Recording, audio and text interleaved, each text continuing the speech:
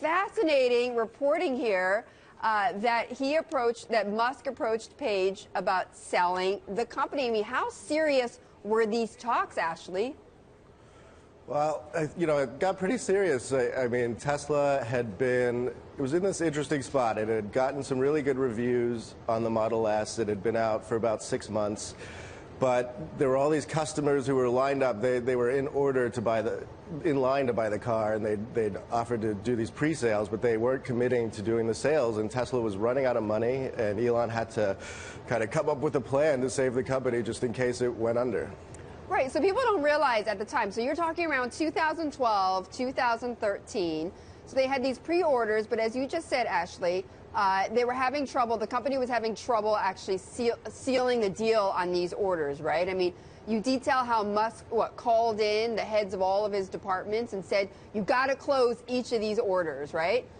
Yeah, I mean, there were the early adopters who sort of wanted a computer on wheels, and they were out there buying the car. The rest of the people were waiting on the sidelines a bit, and, some of the early Model S's had glitches with the door handles or the windshield wipers, sort of working out the kinks. And so I think people were also waiting for new colors and software updates. And so this is what really was kind of punishing the company. And when Elon found out about it, I think the executives had tried to, hide it, not let Elon know exactly how severe it was for a little while. And then when he found out, he sort of turned the whole company around to go sell these cars. And then ring, ring, he calls Larry Page. And what is the deal that he exactly tried to work out with him at Google?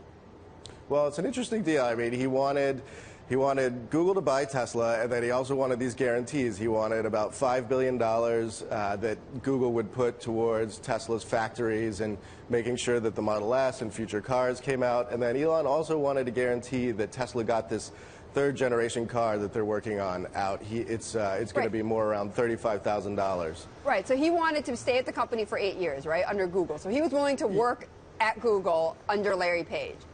Yeah, because for Elon, this third-generation car is sort of one of his big callings in life, and he was worried that Google might be into bringing that car to market initially and then back out later on, and so he wanted to be there personally to be sure that it came to fruition.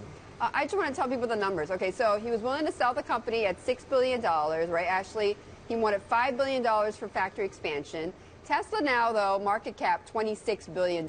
So, of course, it ended up being the right decision for Musk to not sell to Google and to continue on as an independent. Now, for Tesla now, is there still an option for them to be sold? I mean, what's the buzz now?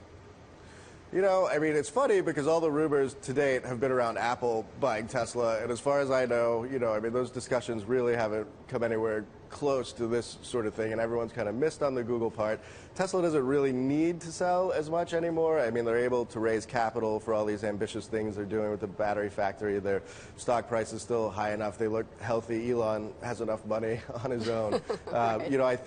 I think the only reason I really think that they would sell is if Elon felt that the company was at this really solid point and he wanted to devote more attention to SpaceX and some of his other pursuits and felt like, he could put it in someone else's hands and they would bring a mainstream electric car to market. But the sort of need to sell to keep the company alive is a different place now.